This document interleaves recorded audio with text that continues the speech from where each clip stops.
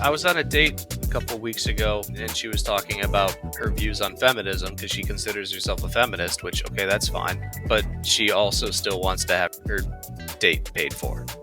And I'm just like, what about equality? And she's like, no, I still want all the nice things. And I was like, so you just want preferential treatment? Yeah, hardcore double standard. Watch and or listen while we tackle tough and sometimes taboo topics filmed live over drinks. This platform allows us to articulate our thoughts and challenge our beliefs. This is SipTalk. Grab a drink and enjoy.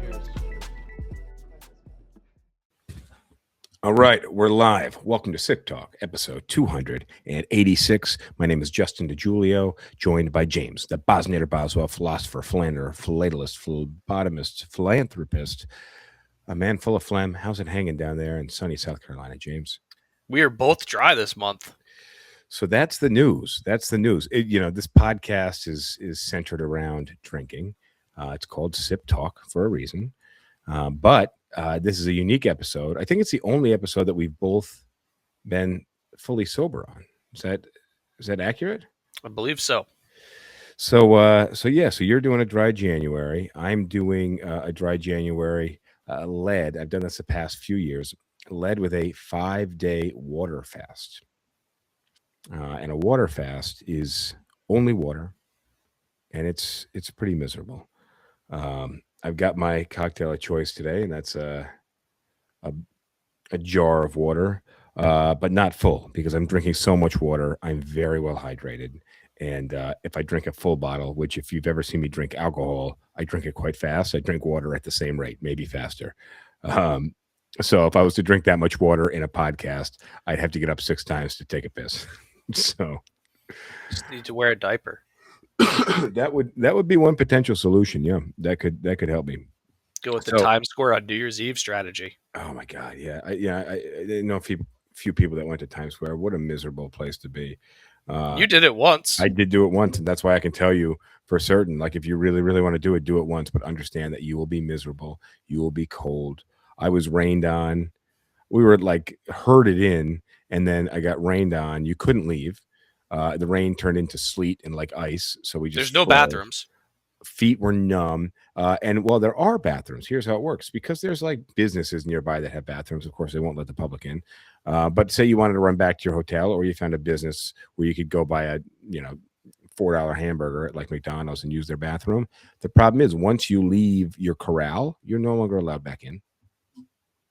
So, diapers is probably a good option. But look, I don't want to talk about New Year's Eve. What I want to talk about real quick, because today's episode, I always hate being so late to get to the episode title. We're talking about double standards, and we've got a lot to cover. But I don't know if I'm going to be able to keep up. This is my second long talk today. I did a long meeting this morning, which is 2 hours of me just instructing nonstop. So I may be pretty drained considering I'm only drinking water. But I want to tell you, have you ever done a fast, James? Not intentionally. Maybe when you were sick or something? Yeah, I've probably gone like about a day or so without eating, but it wasn't by design. Okay, so let me just lead you into day one. So for me, day one is generally the worst. But this year it wasn't so bad. But because you have a lot of food left over in your stomach, so your body goes from kind of burning that food then to burning sugar that's stored in your liver, basically, like your glycogen. So that's your sugar that's in your blood. The thing about day one is you can get some pretty serious like hunger pangs, and that can suck. And then if you typically have caffeine, you can get some pretty bad headaches, which are just exacerbated on the fact that you have nothing else to look forward to. Like, if you get a headache, you can't be like, all right, well, you know what, let me go have something to eat, or have a soda or something. You're just kind of sat there and have to endure the headache without any distraction. Are you allowed to take like ibuprofen or something? You could. So I just had a conversation about having medicine. I said, well, I'm making my rules. So if I wanted medicine, I could have it, but I'm going to try to avoid it because it's actually pretty good for your immune system. So I'll give you day 2. So day 2, you enter gluconeogenesis, I'm guessing is the pronunciation of the word. So your glycogen stores are depleted. So basically your blood sugars are depleted. And then your body starts creating glucose from protein and fat. And then your body actually starts to enter ketosis, where your liver starts converting fat into ketones, which is another source of energy for your brain and heart. But day two, you can get some pretty serious fatigue and dizziness and bad breath, apparently. Um, I've had some decent energy all throughout. Not the type of energy where I can like lift weights, but I went for a mile walk today because I was frustrated, and today's day 4. So like it can't be that bad. Day 3 is when you really reach peak ketosis. So your body enters a state where your insulin levels drop. I'm reading along here, but it says by nearly half. Autophagy peaks. So that's where your body starts to clean house and break down just old and damaged protein. So that's where it actually, day 3 is like 3-day fasts are considered like the best fasts to have because they're very good. And then day 3 is also where your general hunger pangs and serious hunger tend to fall down a little. It's just you're not as super hungry as you were before. So day 3 is like the sweet spot. Day 3 is where I was like, all right, I feel like I could go for another 3 days. And supposedly you get some mental clarity because you're not focused on kind of this always craving food, because that goes away. And if you had any headaches, those are gone. Day 4, which is where I am now, your growth hormone levels increase. So that's pretty cool because your body's trying to preserve muscle. And one of the downsides of long fasts is that your body actually ends up burning more muscle than it does fat. And you'll lose weight, but it's usually water weight and lean muscle mass weight. So that's, and you lose some fat, but fat tends to go at a slower rate than muscle. You have an adrenaline spike, so you have a little extra energy on day 4. But then your body can feel colder because your body might lower its temperature to save energy. And then day 5, which is tomorrow for me, that's when you get some stem cell regeneration, and your immune system starts to really grow. And I guess it has to do with like what's the word I'm looking for? What's inside of your bones? Bone marrow. Bone marrow starts to shrink and basically clear out old immune cells. I guess there's a lot of immune cells in your bone marrow.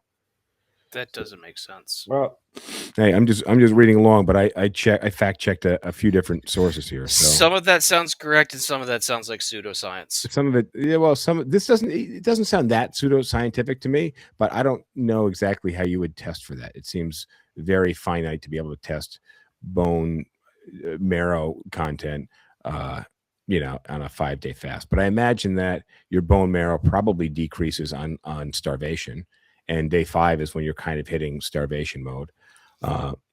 And then what I'm reading is kind of on average is about 4.5 pounds people lose on a 5-day fast. But you should not be doing this for weight loss because you're going to end up burning a lot of muscle. And then when you do start eating, your metabolism is going to be lower because you're not burning as many calories every day. And that weight's going to come right back. And the weight, yeah. And reintroducing calories is very tough. I actually, last year, I did it. 2 years ago, I think I did it. And then I went to a friend's house for the weekend and I just ate like normal. We had a big meal, and that was a big mistake. Absolutely nothing went down. And I ended up throwing up for like, I don't know, at least 24 hours. I literally could just feel everything that I ate stop like right in the center of my stomach. And that was it. So, I don't know. And then we're doing dry January. So what has compelled you to do it? I've been doing dry January for the last few years. Well, I tried to do it last year, and I made it to like the 27th until I had to come up to New York and decided to end it prematurely. But I don't know. I just like the concept of it, of like me saying it's a way for me to say I don't need to drink. Yeah, and I can do it for a whole month, and it's not going to disrupt my life. And like drinking is fun, and I enjoy it, but no sane person will tell you that drinking is good for you. so yeah, I do it really for like the mental fortitude, and to be able to say like I can go without drinking because I do drink. I have a particularly unique lifestyle where, like here's the thing: is you're like, oh, I'm only going to drink at special events. In my life, like there are special events where you're being like pulled to every single day, which I generally try to avoid because there's so many of them, and you have to pick and choose.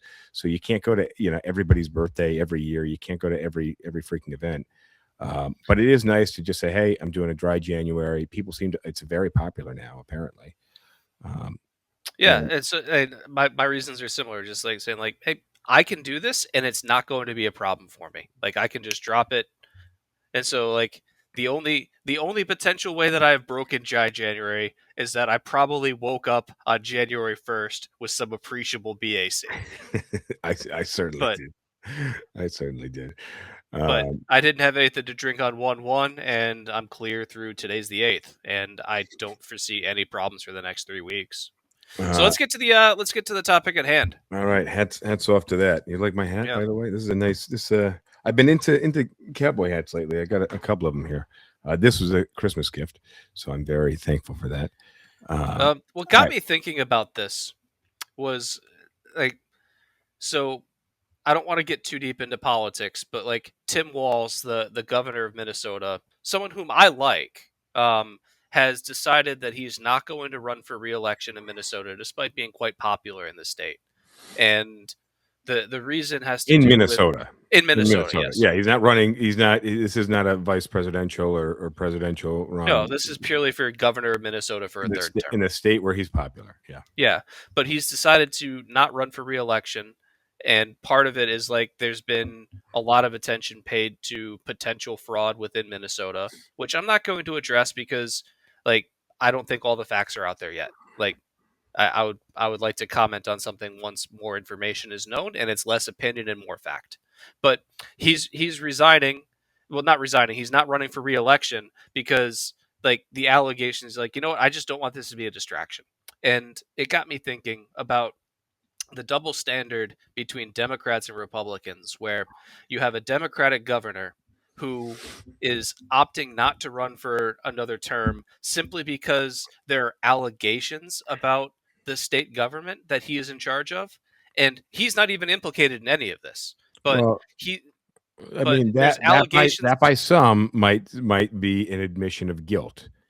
And Right, we but haven't I seen think anything come about out yet, and you're giving him, the benefit of the doubt here. But the alternative side of your argument is that could be an admission of guilt. okay, but I look at someone who says I'm not going to run for re-election because even the appearance of impropriety, even if there is no impropriety, is enough of a distraction that I want to step aside and let somebody else take the reins. And on the other side, we have Donald Trump and like the Republicans who are not holding their members to any standards of decency. And like you have somebody that not just has allegations of fraud, has criminally adjudicated and sentenced like fraud. Like in the eyes of the law, Donald Trump is guilty of fraud. So you have somebody who has actually committed fraud versus someone who maybe is accused of it.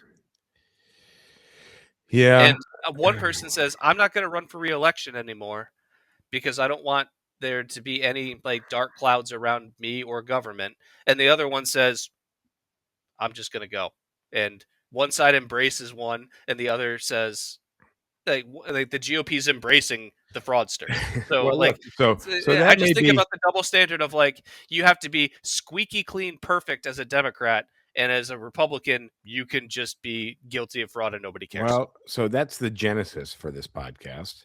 Uh, Yes. we've got a few different categories. So we've got gender and dating, we've got work, money, power, we've got parenting and family, we've got social behavior and culture, we got ethics and societal rules. And is that it? I think. I don't know. Let's Uh, just keep going. but the first one that we have on here is a lot like the one that you just read, or the one that you just mentioned. And we're going to read through this list. We're definitely going to have a lot of commentary on this. I think the thing is that we'll agree with some of these and disagree with some of them, and we may disagree with each other. I'm sure at some point. Okay, so hit me with the first one. Uh, when it comes to sexual experience, men are praised for sleeping with many women, whereas women are criticized if they sleep with many men. So I don't know where this double standard comes from, but I will tell you because I followed I think I originally heard this on Loveline, and then I heard it a bunch more times. And I was like, let me look into this. But typically, men with a high number of sexual partners have a higher. Uh, Help me with the word. Here's the thing: is I really just don't have this energy right now. My brain isn't fully functional. Self esteem. So men with higher number of sexual partners have a higher self esteem, whereas women with a higher number of sexual partners tend to have a lower self esteem. Have you heard this before?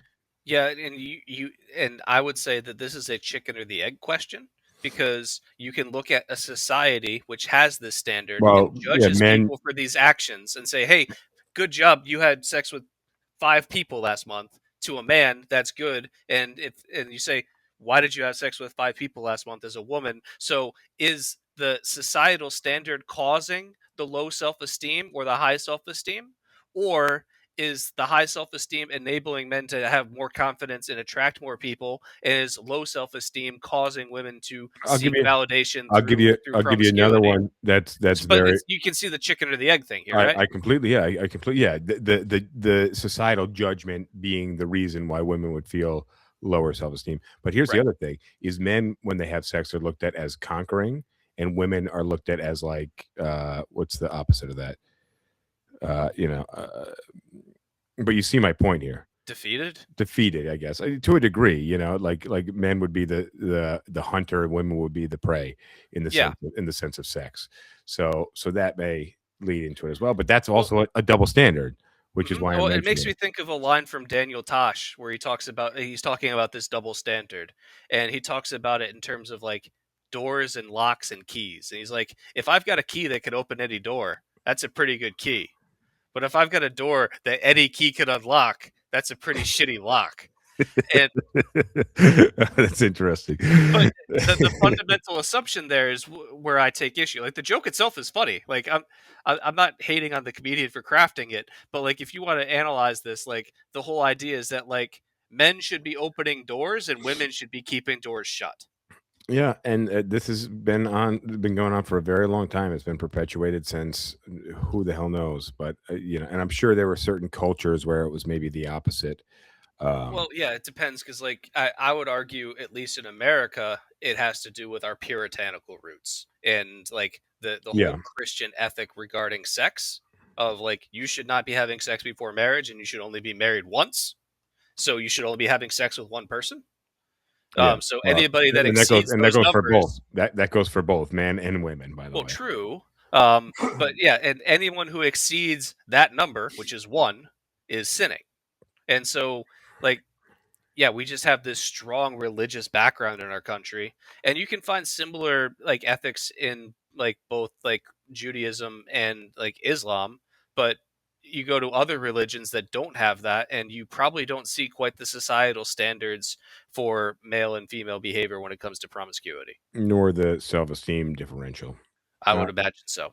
all right, next up, women are called bossy and men are called leaders for a specific work attitude, I guess. You know Uh, where I think this comes from? where do you think this comes from? Male insecurity. Uh, yeah, so I hear a lot about this kind of double standard in women being like difficult or bossy, and then men being leaders. Uh, I think they're just kind of upper. Let's just say all upper management are all generally kind of all assholes. Well, So I don't really look at gender in it at all. no, But but you acknowledge that this I exists. That certainly acknowledge this that it exists. Yeah, because I all hear right. about it all the time. All right, next one. Yeah. Next one. Men are expected to pay for dates, and women are expected to appreciate having their meals paid for. I would have said men are expected to pay on dates and women are not expected to pay on dates, but women are expected to appreciate it. Is taking it like one notch further. I I feel like, guess, but but yeah, I mean that's a double standard. I'm generally okay with it because I do embrace gender norms or uh, former I gender norms because they're changing right now. I I'm know you have. against it, but I also recognize that it's still the game that's played. Yeah, and that's the thing. It's a game, and I don't know. But I was on a date a couple weeks ago, and like we were talking, and she was talking about like her views on feminism because she considers herself a feminist, which okay, that's fine. But she also still wants to have her date paid for. And I'm just like, what about equality? And she's like, no, I still want all the nice things. And I was like, so you just want preferential treatment? Yeah, hardcore double standard. Like, yeah. All right, next up, men are mocked for being emotional, but women are encouraged to express feelings. And we got a couple other versions of this double standard. Oh, yeah. I mean, this one is super strong. Uh, yeah, and I think that again, this goes to traditional gender norms, which I subscribe to. Men should be tough; they shouldn't show their weakness, and women should be. I don't know. Again, damn, I'm losing Well, language. I think because I'm you know losing where? this energy. No, I'll Although that's restate. not Is uncommon that for me, though. is that expressing emotions outside of a very very narrow range, like expressing most emotion, is a sign of weakness. Men are supposed to be strong, and women aren't. So women can express emotion because it's okay for women to express weakness. Men should not express weakness. Yeah, exactly. All right, you want to hit the next one here? Women are praised for staying youthful. Men are praised for aging well. I mean, I'm cool with this one. Well, I mean, yeah. Well, actually, you know what? When I put this one on here, I was thinking that, and again, we didn't. These aren't our double standards. We don't subscribe to all of these. This is just we compiled this list from a couple different sources. Actually, you can see we're going to switch from 8, 9, 10 to ABC in a minute, and then we'll get Yeah, to these are 11. just double standards that we researched and put Yeah, together. these are not our double standards. But what I was thinking is you when you were younger were perceived as even younger than you were. I mean, I So still am. so I imagine that for you, you've really wanted to age. I have a complicated I relationship mean, with that question. I'm not saying you want to look like you're 65, but you want to look at least your age, maybe a couple years later to make up for whatever fact. Um, but I think we're both reaching a point in our lives, actually, and researched. 40s and 60s are when people age the fastest. You go through kind of the spurt of aging, which is one of the reasons Yeah, why once you hit 40, it's downhill, whether you're a man or a woman. that's generally true. But they say men age like wine, so I guess wrinkly faces are more attractive for men than they are for women. I mean, I've lost my hair 15 years ago, so I didn't lose it. I know where it is. It's down the drain. Uh, but uh, but I mean, listen, some women age very well, and some men age very poorly, and a lot of it Yeah, has to do with basically your fitness and just well, kind of. lifestyle, because I've seen like every once in a while you'll see like a mugshot of somebody arrested on drug charges, and they look like 60, and it's like so and so arrested, age 29. You're like, damn, that's a hard 29. We went to high school with some people like that. Actually, I'd love to try to find some pictures and share with you another time. But Uh, yeah, drug use or also having to work a job where you're outside a lot, like a lot of sun exposure ages you fast. I saw a picture of a truck driver. Oh yeah, Uh, half his face is like and all tanned and half his face leathery. is leathery basically, and the other half is not. Have you ever seen pictures of like the 65-year-old, two 65-year-old women or two 65-year-old men side by side, and just one it looks like they're 100 and the other one looks like they're 40? Yeah, it's a lot of it's lifestyle. Like I'm not saying that genetics doesn't play any role in aging. It sure does. But like lifestyle, diet, all that kind of stuff has much more of an impact on aging than Yeah, anything else. and I'm not saying that you should be praised for staying youthful or aging well. I'm just saying that you should take care of yourself. But I'll acknowledge But taking care of yourself is its own reward. yeah, well, exactly, especially in your looks. All right, next one up. Let's see. Oh yeah. So this is similar to the bossiness. Like men are applauded for ambition, women are like criticized for abandoning family.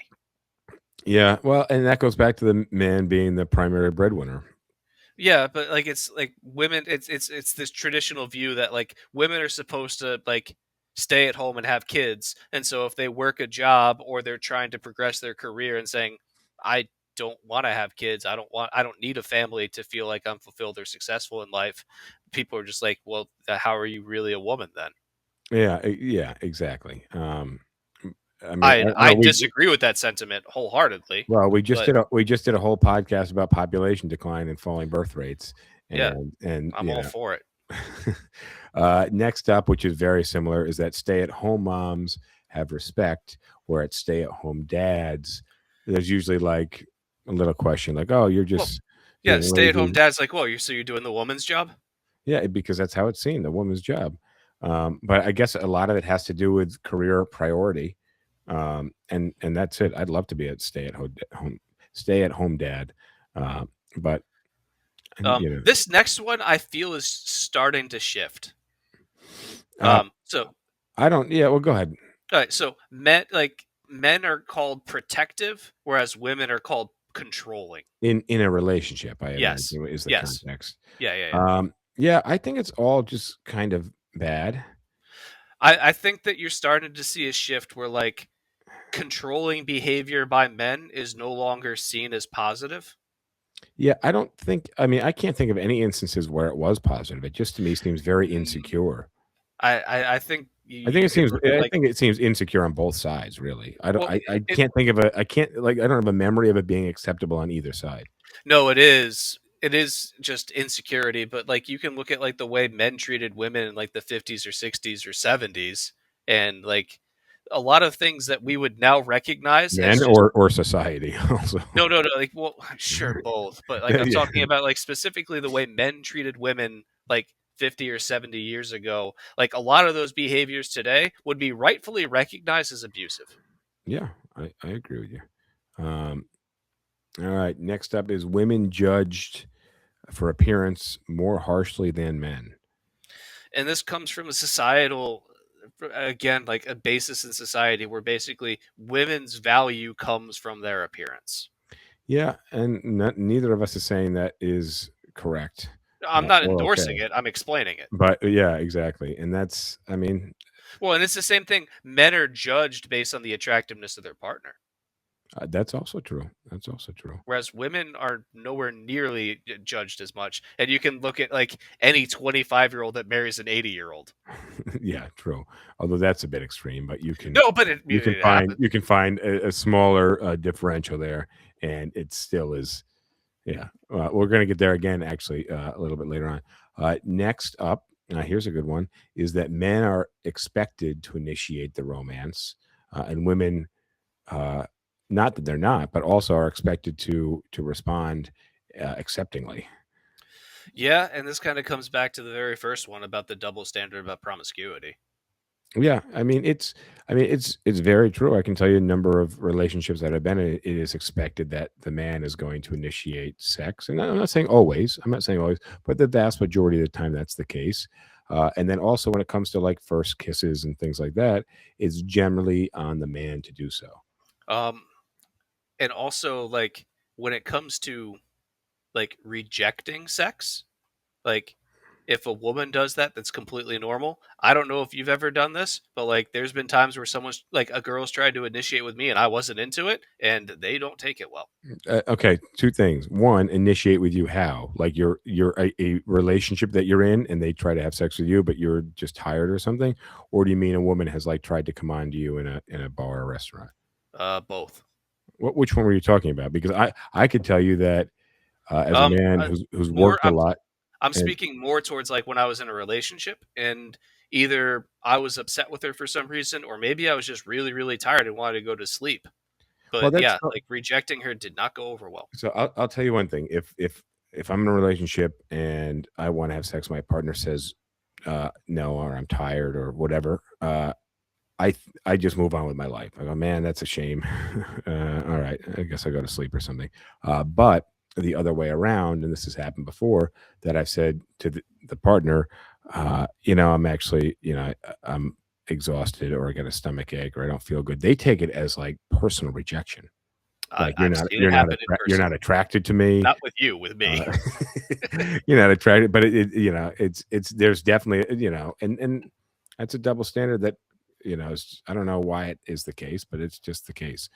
I'll let you lead the next one here. Men going shirtless in public is normal. Women doing so is often indecent. Not in Europe. Men going shirtless in public. I felt like we grew up with a lot of shirtless men.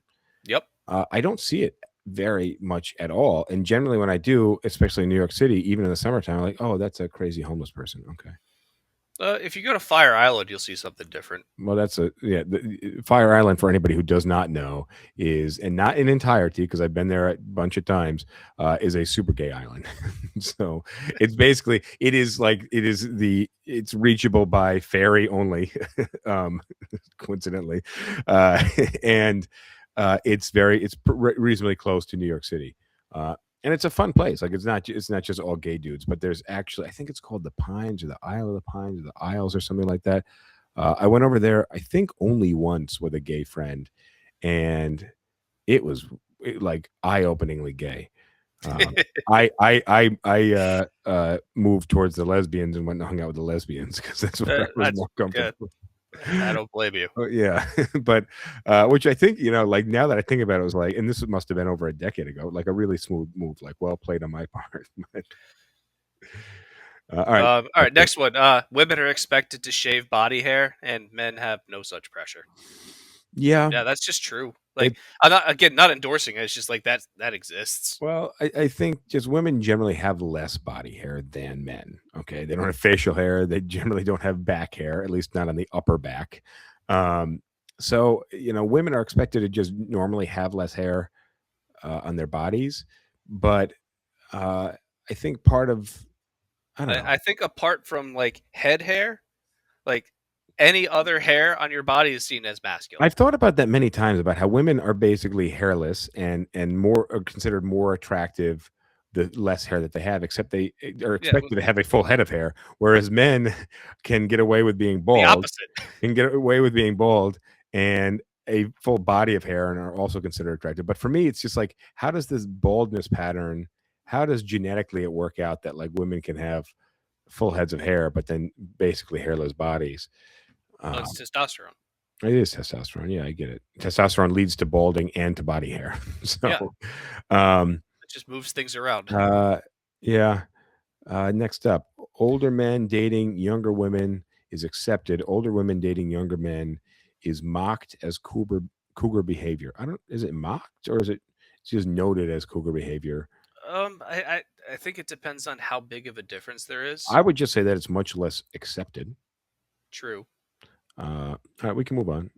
Um, this one's odd. You Breastfeeding in compare. public is controversial, Oh, but you wearing skipped one. cleavage really cleavage exposing outfits are accepted. Well, I mean, So I guess basically, it's like, what's the purpose of the breast? Is it like nutrition? Ew, that's gross. I don't want to see well, it. Oh, is it supposed to be titillating? Great. one of the agents in my office came in yesterday with her baby who's 2 months old and did breastfeed in the office, not like way out in the open, but she didn't go and hide in the bathroom and sit on the toilet with the seat closed to breastfeed. And we had a conversation about it. uh, and me, for example, I just kind of like turned my body away from her because I didn't want to make her uncomfortable, which me not wanting to make her uncomfortable made me uncomfortable. Okay. But if there was a young lady in my office, or an old lady, I guess, I don't know, with a super low cut top or something like that, verging on nipple exposure, uh, I don't think anybody would necessarily be that uncomfortable It's in the well same again sense. because it's operating in different spheres. As like we as society have decided that women's bodies can be sexualized, so like them having like exposed cleavage is totally cool because that's fitting within what we expect women's bodies Because to they're do. because they're showing off their sexuality, whereas Right. when they're, and we've established in the United States, at least, you just brought this up about Europe and women being shirtless, that in the United States, a woman's chest is sexualized. I mean, it's sexualized in Europe, but it's just like they're just in general in Europe, they're far less prudish about sex. True. Yeah, that's what it is. You said it better than I did. All right, you skipped one though. You got Oh, oh yeah, like female teachers having sex with students is sometimes envied, whereas like male teachers are condemned as predators. Whereas like both male and female teachers that sleep with students are equally wrong. yeah, that's really fucked up. Now it mentions here in the line here that in commentary. So generally speaking, it would be on the news as a really bad thing, but that you'd see a Even in bunch the of news, it's not presented the same. you'd see a bunch of comments being like, "Oh, good for that kid though. She's And hot." also, if you look at like prison sentences that are handed down, like men get far worse sentences than women do for the like if you say like 28-year-old man has sex with 15-year-old student, or 20-year-old woman has sex with 15-year-old student. Like, the prison sentences are not comparable. Yeah. Well, I mean, that's bad. Don't have sex with minors. No, End of story. just don't There's do it. there's a lot of people out there, guys. A lot of people out there. Go after them, guys and gals. Don't go after the minors. Um, okay, here's one. Boys playing with dolls are teased, whereas girls are accepted to play with dolls. Boys should play with trucks. That's normal. Girls playing with trucks are not Or teased. They are empowered. I'll go one further and talk about self-care. If guys take care of themselves, it's seen as pathetic. Whereas, like, if women have like sex toys, they're empowered. Um, yeah, that's not really related to this one, but Well, it's it's very because similar. We're it's talking the about children here, and then you get to sex no, toys. well, yeah, but like we're still talking about gender. It's just like the word empowered made me think of that. It's like, Yeah, I mean, I can't think of a conversation where I've had about male or female masturbation where they're like, "Oh, you masturbate a lot? That's really good for you." Versus the woman with some type of sex toy being like, "Oh, you use a dildo or this or that all the time? Good for you. Good for you. That's a good thing." yeah. Yeah, there's a totally double standard there. All right, you want to hit the next one? I'm gonna skip age because I don't like it. Okay, You know, it's well, just it. I mean, you actually, can no. I'll mention go it. with it. It's like, in this generally, like, if a man cheats, it's seen as more acceptable than if a woman cheats because men are expected to be promiscuous and women are not. So again, it ties back to the very first one.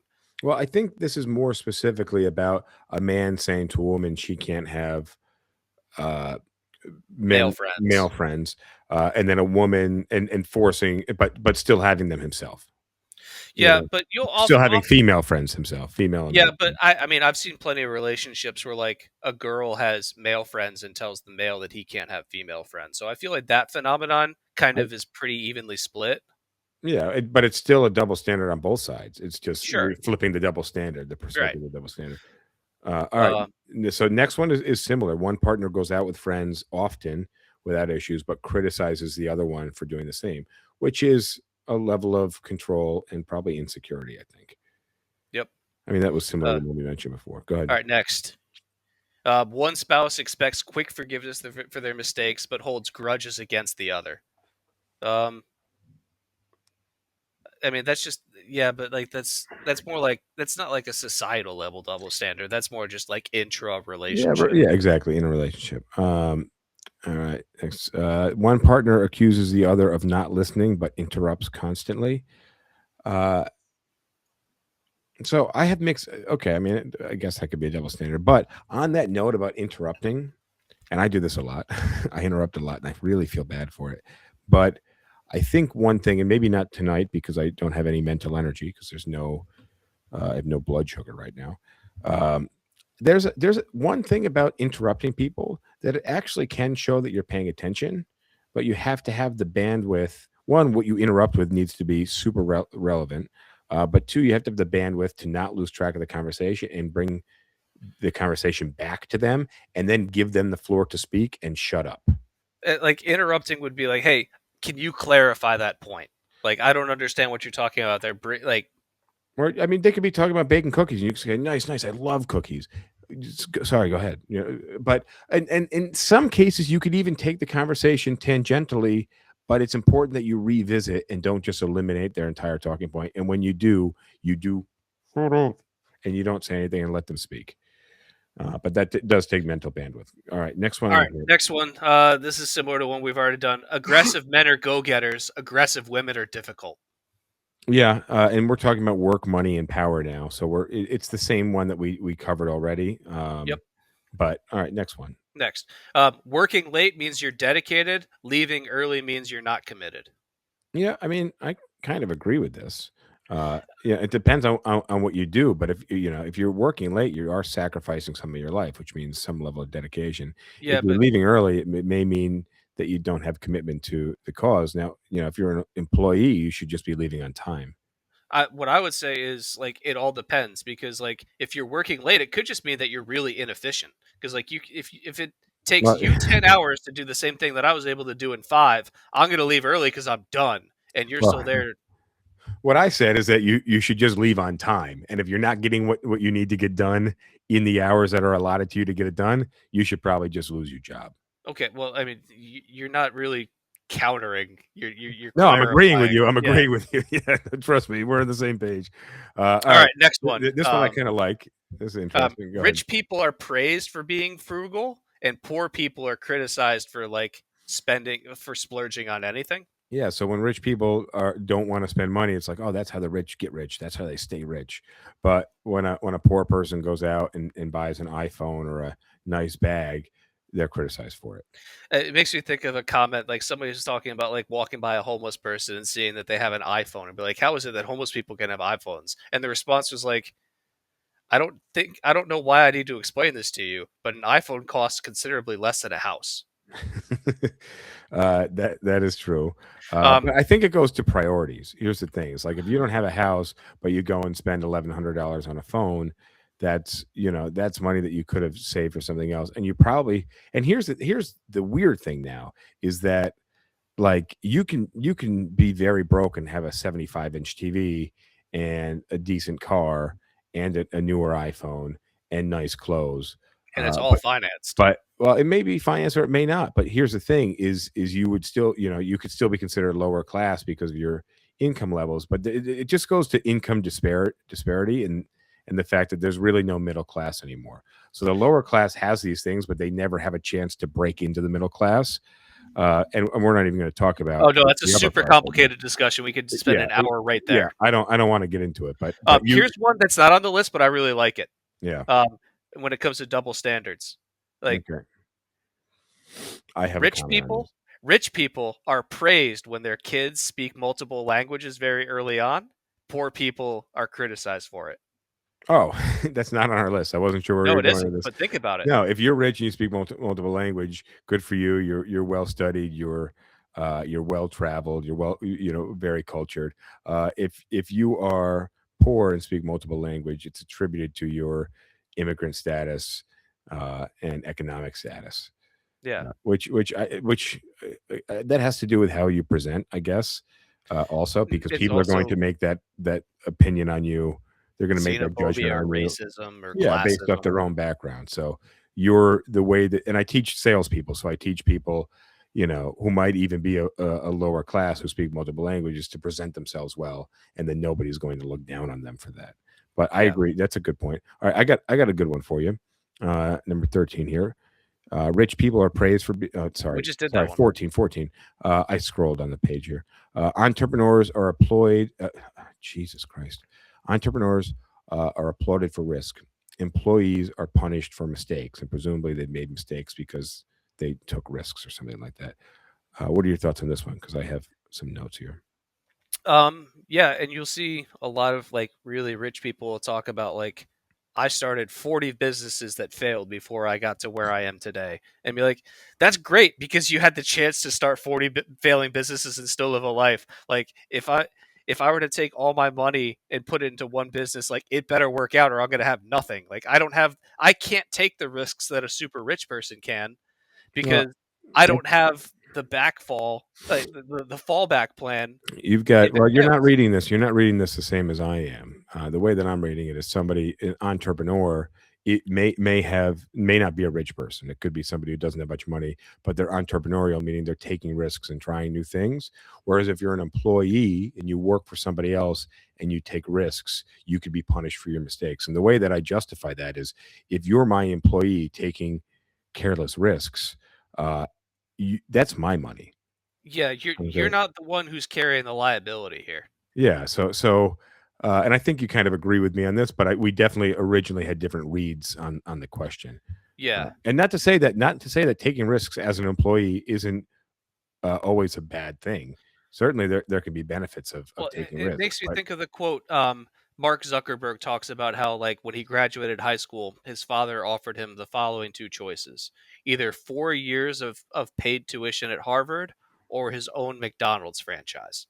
And the lesson there is it's easy to take risks when you're rich.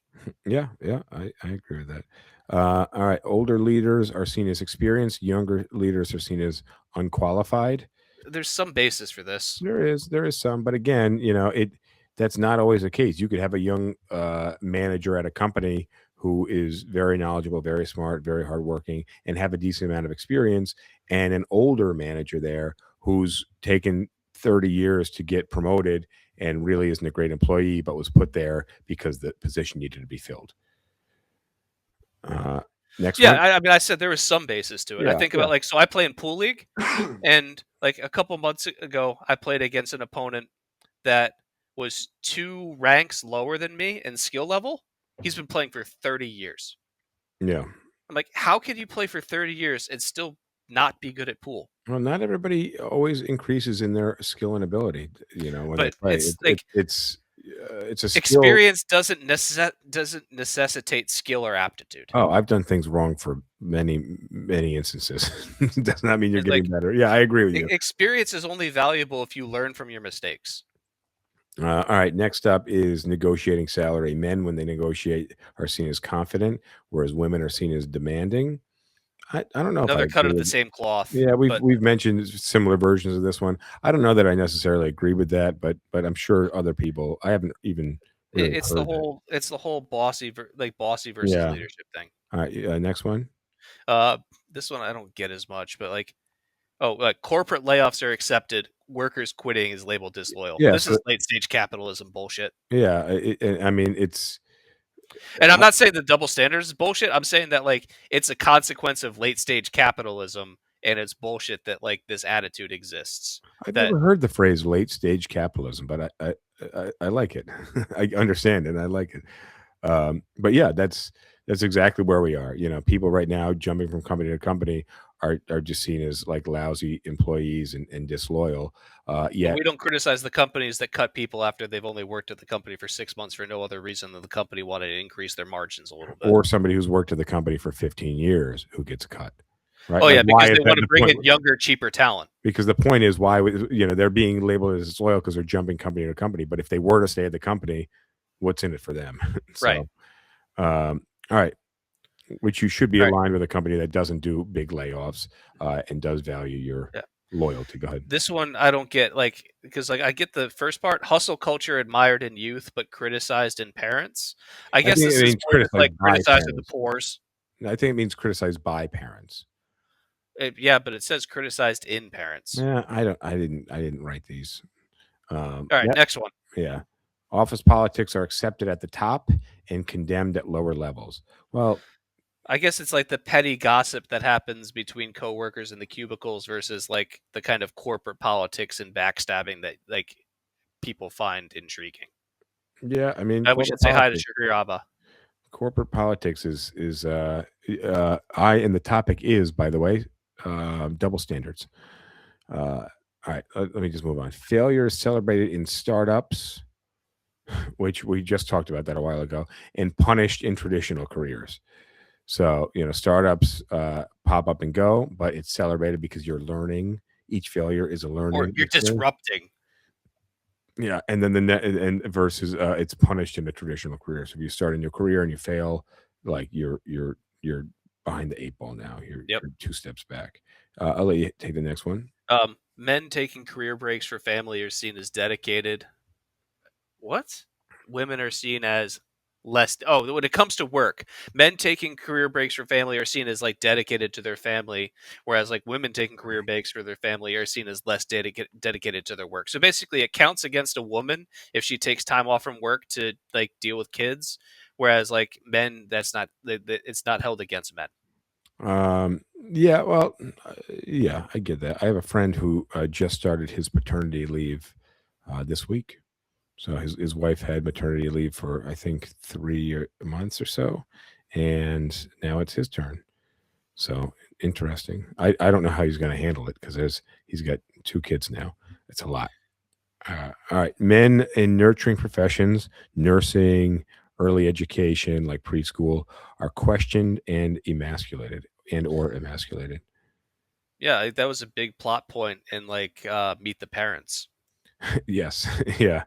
Um, but listen, it's very true. Like at my son's, I was thinking this last week. There's not a single male teacher there. There's a couple of teenagers that come in the afternoon after they get out of school to help out, and like get some experience that are boys, but there are no men teachers. But this goes back to like gender equality in the workplace, and you take a place like it wasn't Sweden. Where was it? Uh, It was Sweden. it was Sweden, where they basically, I don't know, they set a whole bunch of policies in place for workplace gender equality, and men went to more STEM fields, and women went to more nursing and education Yeah, fields. so like the traditional roles were reinforced, not upended, which Yeah. was contrary to the expectations. Shihiraba asks, "How much time did your friend get for paternity?" Oh, good question. I have no idea. My guess is maybe 2 months. I would be surprised if it was Probably less 3. than the woman. I would think it would be less than her, which me even saying it out loud makes me be like, no, there's no way, but probably, I don't know. Yeah. But also, it would almost make more sense because now the child isn't so tiny, so it doesn't need as much help, and also he's not breastfeeding the child. So Yeah, he didn't have a thing come out of him. yeah, I mean, there's a double standard there for a bit of a reason. Like the woman has to recover, especially if it was like a C-section or there are other complications, and then also has to breastfeed. So, and it takes a lot more time. You got to spend a lot more time with this baby who doesn't have a sleep schedule, who wants to wake up or eat every 40 minutes, who also does nothing except eat and sleep. Whereas a little bit Not just later, eat and sleep. oh yeah, they shit. Uh, so, but then whereas it actually gets easier the later on that you go. All right, you want to hit the next one? Women are expected to change their last name to their partners after marriage. Men rarely do. Yeah, I live in New York City. I've seen some men who do. It's very strange that they do, in my opinion. Yeah, but it's rare. But and that talks about it's tradition, and we will get to Yeah. tradition in a little bit. But it's time for me to. Oh wow, I missed our bar trivia question. Let me give you the answer to last week's bar trivia. A door-to-door salesman was selling high-tech car wax he claimed was harder than steel. He offered one container for 19 or two for 33. He said that his profit was the same either way. And since these were his last two containers, he simply wanted the quick sale. If we take Pete's word for it, the salesman's word for it, for his profit margin, what must each container of wax cost him? $14. That is correct. $14. The difference between 19 and 33 is 14. It's good. Easy math. There's two ways to do the math, and only one way to land on an answer that makes sense, and that would be 14. All right, I have We're not another. going to get through this whole list. We're not going to get through. Do you want to skip to? You have any on here that you like? I got Let me number think. 22. I really like. Go ahead. Yeah, you go. You We can read this just one pick. while I Yeah. scan through. Fathers are praised for babysitting their own kids, and that's very true. As a father, whenever I have a successful day with my son, I expect a little praise. I really expect to be applauded as I come to the door and he's still alive. But that just may be my parenting skills. But I certainly see that. What else you got here? Men seeking therapy are weak, whereas women are like empowered. Uh, yeah, I agree with that. I yeah, I don't know if we'd see them as empowered, but um, but it's much more acceptable. Uh, The one you're highlighting, mothers are judged, single fathers are praised. I'm not so sure about that one. you don't think so? I mean, I'm sure about the first part. Like, I know that society judges single mothers pretty Well, like harshly, just think but if you were a man, single man trying to date a woman, and she had a son or a daughter or kids, oh, I'm you would, out. especially when you were younger in your 20s, you'd be like, oh man, like I don't know what you think, but as a woman, if you see a man with a kid, you're like, oh, this is a really good man. He's caring for this kid. So I definitely think this is. I'm not saying it's okay. Uh, I don't know. Like, I've seen the like. I'm not saying that like single mothers aren't judged. I'm like, let's keep that one constant. But I've seen plenty of women say like, I don't want to date somebody that has a kid because like he's clearly not making responsible decisions to be a single father. No, or they just don't want to mother somebody else's kid, and Well, vice and versa. All right, yeah, I got I number mean, 26 here. Grandparents spoiling kids is tolerated, whereas parents doing it is criticized. yeah, that exists. Yeah. Let's see. But that's the purpose of grandparents. So like, All right. Let's see. What else you got on here? um, oh, I've talked about this a lot. Cancel culture it like the whole cancel culture is like, when is it accountability and when is it like mob mentality? And I also think that like most people that invoke cancel culture in a negative light are just seeking to avoid consequences for their shitty actions. I don't necessarily agree with you on this. You know that, but I understand the double standard. I got another one for you. Post baby, women's bodies are scrutinized, whereas there's been a recent like celebration of dad bods and actually a female attraction to them, which I Yeah, I think is don't get it. wild. I think that's wild. But yeah, women after giving birth are definitely scrutinized physically, and they feel it. And men, if they get a little soft, or what's called a dad bod, people seem to really like it, and men seem to accept it as well. I don't think that's right at all. And also, they just let themselves go, whereas the mom actually carried a baby for 9 months and gave birth. Yeah, but there's also times where like women let themselves go after having a baby and use having a baby as the excuse not to put in the work. True. All right, I got let's see. Uh Making excuse being excused or mistakes excused if the intentions were good. I think that one's fair. It depends on what the mistake was. Yes. And I'll give you another one. Jokes being acceptable from the right person. These I are think, social, behavioral, and yeah, cultural. well, I mean, that's complicated because like there's a pretty core tenet in comedy, which is you don't punch down. Yeah, I see that. And so like for example, let's imagine I'm on stage trying to make jokes about like people with dwarfism. Like those jokes are not going to land the same way as if somebody was on stage who had dwarfism was making the same jokes, because it could be seen as me punching down, whereas for the other person it would be, you know, equal playing field. Yeah, I'll give you another one. Being blunt can be praised as honesty, but sometimes criticized as rudeness. And then number 37. Tradition defended when it's convenient. This is one I was alluding to earlier. Tradition defended when it's convenient, but rejected when it's inconvenient. Yeah, and I consider myself to be a non-traditionalist in a lot of ways. So like I just say like all tradition should be examined and like they should be judged based on whether they're actually good or not. Cuz some traditions make sense and can stand on their own, but like tradition should not be a justification in itself. That's like petitio principii. Damn, we have so many more on here. We got a whole page left. We're not gonna be able to cover them. But too bad. Oh, next one. Well, like Go ahead. nepotism is criticized publicly but still practiced widely. Yeah, I have mixed feelings on nepotism. We'll get there another time. But we're out of time for today. I'm gonna hit you with the bar trivia question for this episode next. But I want to tell you to go to siptalkpodcast.com, buy us a drink, answer the bar trivia question for a We'll chance. have those drinks in February. We will have those drinks in February. Yeah, buy them now. All right. During a world fair, a group of scientists were exhibiting their advances in genetic engineering. There were crossbreeds of various bulls, cows, other domestic farm animals. Featured in one exhibit were several oversized prize turkeys. One afternoon during the show, a woman walked up to the exhibit, shot the turkeys, and then ran out of the building. Although she was known to a number of people, nobody made any attempt to stop her. Why is that? All right, that's episode 286 bar trivia. Anything else? And that'll be on our website in a matter of minutes. Anything else that you want to add here? No? No, that's it. Well, let me hit a couple more of these before our music chimes us out. Let's see. Victims believed selectively. A lot of double standards there.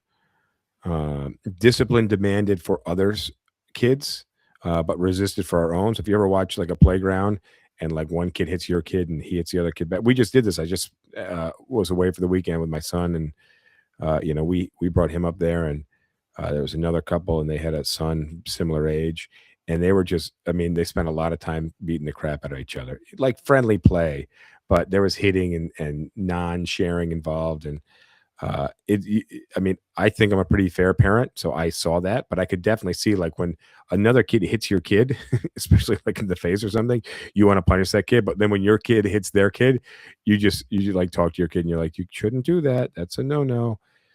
So I get that double standard. Let's see. Oh, now we're out of time. All right. Rich celebrities get lighter sentences for crimes than average people. See Diddy. Yeah. All right. And that note, again, visit SipTalkPodcast.com. Buy us a drink. We'll see you next time. Don't forget to like this episode, whatever platform you're watching, listening on. Adios. New York City real estate agents, it's time to make the move. Keep 100% of your commission. Get access to hands-on agent support and New York City's best agent training, the Slingshot program. Online access to our Agent University and online on-demand video training program. All at DiGiulio. Contact info@DiGiulioGroup.com to make the move.